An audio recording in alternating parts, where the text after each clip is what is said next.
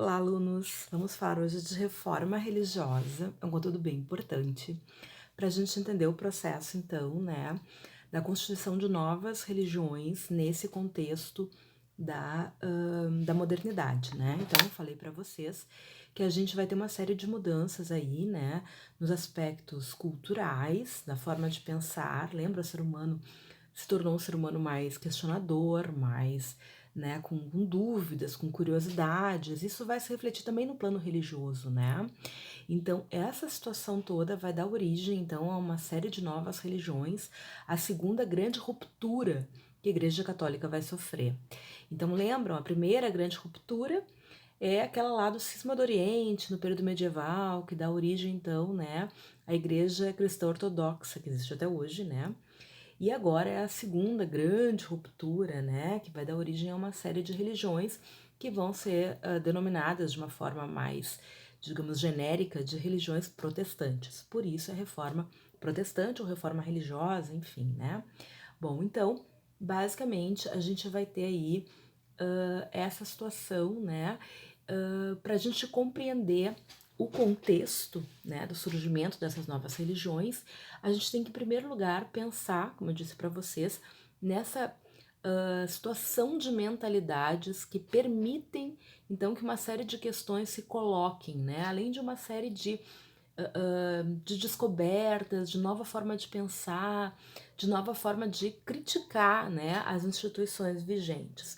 Então, com todas essas mudanças, né, isso vai se colocar na religião, até porque nesse momento, né, nós já trabalhamos formação dos estados, surgimento dos países, né?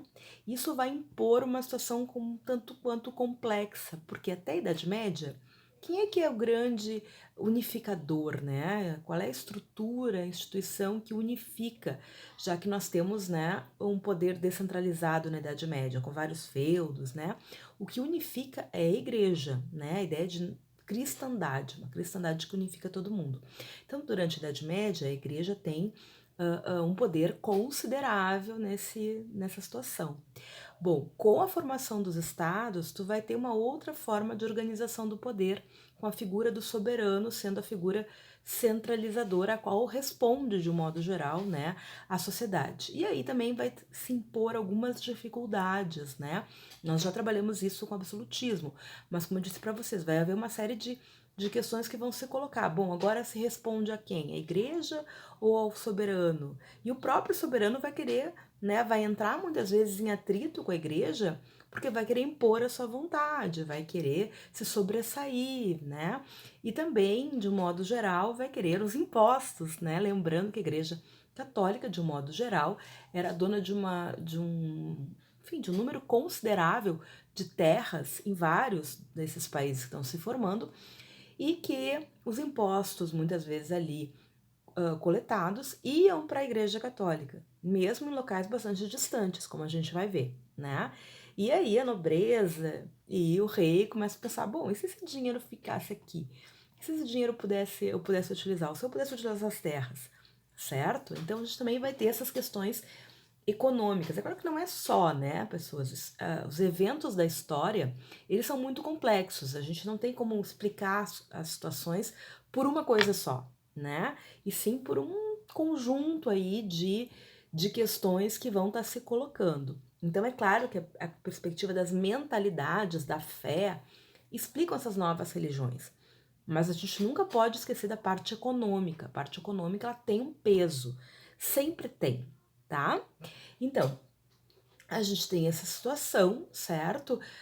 De disputas de poder, de questões econômicas que estão se colocando. Além disso, a gente tem aí uma nova camada social que se formou, né, durante o final da Idade Média, que é a burguesia, e essa burguesia, ela começa cada vez mais a ter poder econômico, mas ela não tem status social, político, né? E ela está se colocando cada vez mais nesse sentido, né? Então nós falamos sobre isso quando falamos de renascimento cultural, né? Que de um modo geral, aqueles grupos que financiam a arte, os chamados mecenas, eles basicamente vão tentar, né, colocar ali, fazer uma propaganda da sua forma de vida. E a grande maioria pertencia, né, às camadas da burguesia. Essa burguesia, ela começa a não ser mais tão bem atendida, ela não começa a ser atendida mesmo pelo viés que a Igreja Católica trazia. Em que sentido? Bom, a Igreja Católica considerava algumas formas de ação que a burguesia utilizava como pecado. Como é o caso, por exemplo, do chamado pecado da usura. Não sei se vocês já ouviram falar que nós tínhamos aí os 7 pecados capitais, né? Ainda existe até hoje. Mas são pecados que, de um modo geral, eles vão respondendo a questões da sociedade. Então, lá nos seus primórdios, lá no início da Idade Média, os chamados pecados capitais contavam com um pecado chamado assídia. O que era a assídia? Era a tristeza. Então, se você estava triste demais, você estava pecando, certo? Com o tempo isso foi, né, com as mudanças da sociedade, isso foi se transformando e a gente vai ter nesse período aqui o surgimento de um novo pecado, né? Então a assídia vai desaparecer e vai ser substituída pelo pecado da usura. O que é usura? A usura basicamente é aquela busca por um lucro, é uma exploração abusiva, digamos assim, né? Ou seja, por exemplo, né, um empréstimo a juros, que é o que os bancos fazem, né? Ou seja, você pega um valor no banco e você, no fim, vai devolver 4 vezes aquilo que você pegou. Isso até hoje é assim. E a igreja condenava isso, né? E criou-se, então, um pecado para esse tipo de situação, que era a usura. A grande questão é que a grande maioria da burguesia obtinha lucro com uma exploração grande, seja do trabalho, seja nesse sentido, como eu falei, que seria quase uma agiotagem, seria uma agiotagem, né? O agiota que faz isso, empresta dinheiro a juros. Bom, então com toda essa situação, né, com essa questão, a Igreja Católica começa a não responder mais aos interesses da burguesia, que começa, bom, então tá, então eu vou pro inferno. Eu sei que para nós parece uma coisa né, a gente se admira com a preocupação que os grupos nesse período têm com essa questão, vou pro inferno, vou pro inferno. Mas eles têm, né, e de fato, claro, não é que todos os burgueses cristãos vão deixar então de serem banqueiros ou explorarem a mão de obra, ou enfim. Mas é sempre aquilo, né, e as religiões protestantes, de um modo geral, elas vão responder a essa questão, certo? Elas vão, de alguma forma, modificar um pouco esse discurso da Igreja Católica, que já não, como eu disse para vocês, responde aos interesses dessa camada burguesa que cada vez mais se amplia e que, né, tem o seu poder econômico cada vez mais consolidado na sociedade. Bom, além disso, né, a gente tem toda uma situação de desmoralização do clero e da igreja, né? Afinal de contas, a igreja, principalmente, né, claro, não toda a igreja, né? Porque a igreja ela tem vários setores, digamos assim. Mas o mais alto clero, os arcebispos, bispos, ou seja, lá o topo da hierarquia vivia, né, num luxo gigantesco que acabava contradizendo todo aquele discurso cristão, né, de promover um ideal, digamos, virtuoso, né? Aquele discurso de que Cristo só tinha suas roupas como propriedade, né? Enfim, então não fechava com aquele olhar do cuidado aos pobres, enfim, né?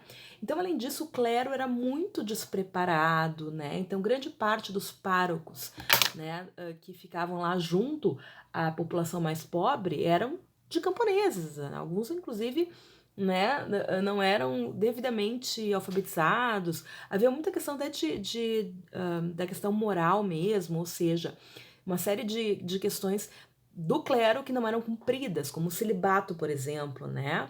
Então, várias situações assim faziam com que o clero estivesse numa situação de desmoralização, né? Então, muitos passaram a criticar, né? Então, a gente tem, por exemplo, e nem por isso eram, digamos assim, ateus, ou eram, né? Não, eram católicos, eram cristãos católicos que faziam essa crítica, né? Um exemplo é Thomas Moros, que é aquele filósofo do Renascimento que escreveu a obra Utopia, né? Ele era um cristão fervoroso e fazia essa crítica. Erasmo de Roterdã, que escreveu o Elogio à Loucura, mesma coisa, né? Muitos foram perseguidos. Então, a gente tem uma série de pessoas que estão questionando, e geralmente quem está questionando é inclusive pessoas não só cristãos, mas de dentro da própria igreja, né? Então, uma série de questões ali estão sendo colocadas, né? De bom, isso aqui é meio contraditório. Como é que a igreja prega a questão da pobreza, né, desse olhar sobre o outro e é riquíssima, né, daquele jeito, enfim, né, o clero, né, extremamente imoral. Então a gente tem e é inacessível para a maioria da população. Então tem, por exemplo, algumas questões ali que a gente vai ter de pessoas de dentro da igreja, ou seja, monges, teólogos, né, que tem mais contato mesmo com a doutrina, com os dogmas, né? Dogma é aquela doutrina que a gente não mexe, tá? Enfim, essas pessoas, por exemplo, é o caso de John Wycliffe, que era um inglês, ele vai fazer uma série de questionamentos. Bom, por que a Bíblia está escrita em latim? Né? Não seria melhor a gente fazer na língua vernácula, que é a língua geral, que as pessoas falam, que as pessoas entendem? Né? A missa não deveria não deixar de ser em latim e ser na língua que as pessoas entendem, né? É claro que a gente sabe que esse tipo de situação revela poder, né? Então, se você faz algo também que afasta, você cria um endeusamento em relação àquilo, né? É como uma profissão, por exemplo, né? Então, uma série de jargões de profissão, só que os profissionais entendem e é uma forma também de poder, né? De dizer, ó, você não entende, você é leigo, né? Então, alguns teólogos começaram a questionar isso, né? Outros também começaram a criar movimentos com este questionamento, como é o caso de John Hus, na região da Boêmia, né? Que vai acabar sendo, onde hoje é a República Tcheca, enfim, esse movimento, que vai ser chamado de Hussita, vai ser perseguido, né? A igreja também vai fazer esse movimento de começar, como começa a ser atacada, também de pressionar, né? Esses grupos. E acho que a grande gota d'água é, de fato, a chamada venda de indulgências, que é aquela perspectiva de lucrar com, enfim, com situações como vender um pedacinho do céu para garantir, né, a salvação da sua alma, ou mesmo de relíquias, né, pagamentos a religiosos, há uma série de questões ali, né, de penitências que seriam pagas, né, uma obrigação de certas peregrinações, né, onde haveria então um lucro, né, venda do pedaço da cruz, venda do pedaço do tecido no qual a Verônica limpou o rosto de Jesus, e quando tu vê, daria um tecido que daria a volta ao mundo, então, né, então quer dizer, tudo isso assim, que é uma questão bem de corrupção mesmo, né, do clero começa a ser questionado por muitas dessas pessoas, né? Então a gente tem alguns precursores aí, mas o movimento de reforma, a grande ruptura, inaugura-se com o que a gente chama então de reforma luterana, né? Ou seja, acontece na região da atual Alemanha com Martinho Lutero, por isso luterana, né? Vem do nome dele, que era um local então, né? Ainda desagregado, era um local no qual se estabeleceu o que a gente chama de Sacro Império Romano-Germânico. Vocês devem ter visto isso lá na Antiguidade, né, no ano passado, quando trabalharam na Antiguidade, lá no início, lá na Idade Média, na verdade, em 800 e alguma coisa, o imperador Otto I vai fundar, então, aquele espaço do Sacro Império Romano-Germânico. A Alemanha não vai formar país nesse momento, então, mais uma vez, a gente reforça isso, só no século XIX, tá? Essa região, que tem vários principados, vários ducados importantes, era um espaço no qual a igreja tinha um poder considerável, né? Martim Lutero era um professor de teologia, era um monge, ou seja, era alguém que sabia do que estava falando, e ele vai fazer uma série de críticas, né? As chamadas 95 teses, que ele vai pregar na frente da capital, da catedral, aliás, de Wittenberg, né?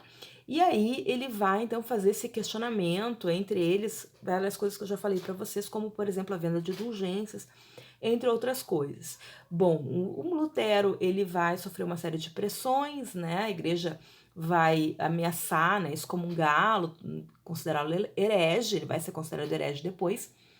E claro, ele vai acabar sobrevivendo, a igreja só não consegue agarrá-lo e levá-lo para ser julgado e queimado, possivelmente, porque grande parte dos príncipes alemães que ali viviam se interessaram pelas teses e pela fala do Lutero.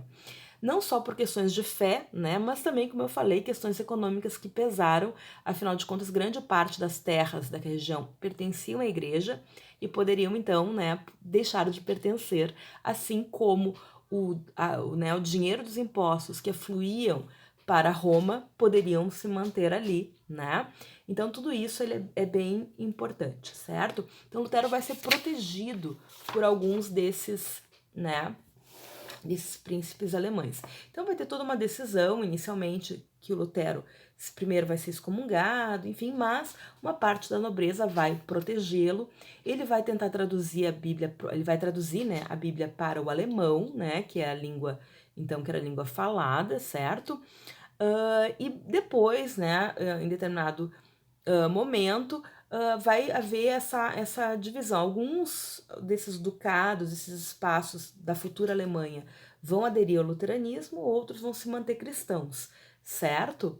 Bom, então, basicamente, a gente vai ter, assim, como principais pontos, né, assim, mas muito resumidamente, da reforma religiosa vinculada ao luteranismo, a ideia de que o que salva não são mais as obras de caridade, ou seja, não adianta você, ou de, né, você comprar indulgências, não adianta você comprar pedaço do céu. O que salva você é a fé. Isso mostra o quê? Uma perspectiva vinculada ao renascimento, que é do indivíduo, do individualismo. Então é uma coisa interior, porque a sua fé só você sabe, né? Então é só pela fé verdadeira que você vai ser salvo, e não pelas obras, não qualquer coisa para você se aparecer, assim, sabe? Então isso não interessa, o que interessa é a sua fé. Você tem que ter uma livre interpretação da Bíblia, uma livre leitura da Bíblia, né? Ou seja, ele discute a questão do intermediário, né? Que é essa questão da sacralidade do clero, que tinha esse papel de fazer essa intermediação e essa interpretação pelas pessoas.